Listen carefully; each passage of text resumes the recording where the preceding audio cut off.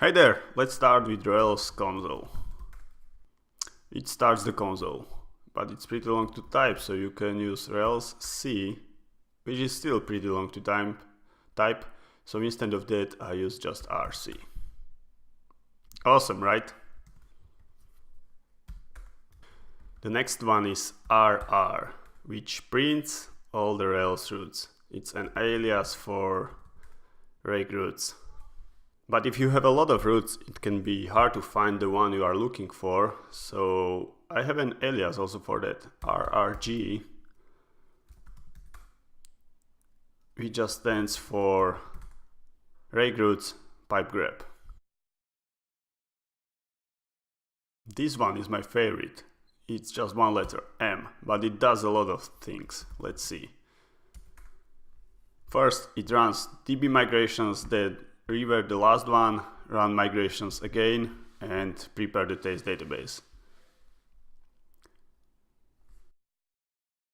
I use Puma Dev as my web server, and this runs in the background, so it's not so easy to restart it. Therefore, I have an alias for it. It's called POW. The name is kind of strange, but not really. Previously, I used POW, web server POW, and this stands for POW restart, and it's an alias for restarting Puma Dev. I use this alias alone, but also in the following alias for resetting my database. First, I restart the server, and then I reset my database. You can see it in action here.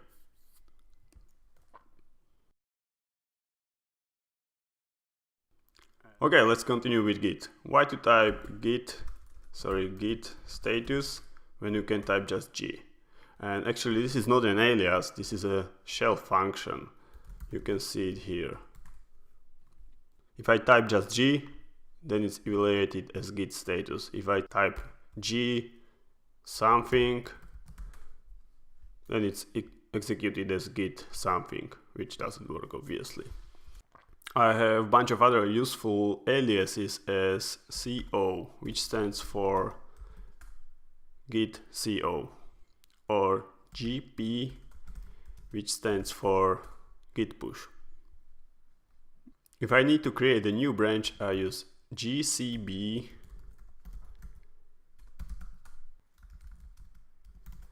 which stands for git checkout branch. Let's create a few more branches. And now I want to check out into master, so I can type just COM, checkout master, and I'm there. But if I have a lot of branches and I don't remember an exact name of the branch, I can type COB, which stands for checkout branch, and I can choose from this nice menu, and I can even search for my branch and check out into it. This alias uses this nice tool called pick, and pick creates the menu which you just saw and which allows me to search and select branches. Okay, let's continue with some common shell aliases. The first one is LL, which stands for ls-al. I use it pretty often. Actually, all the time I never use ls.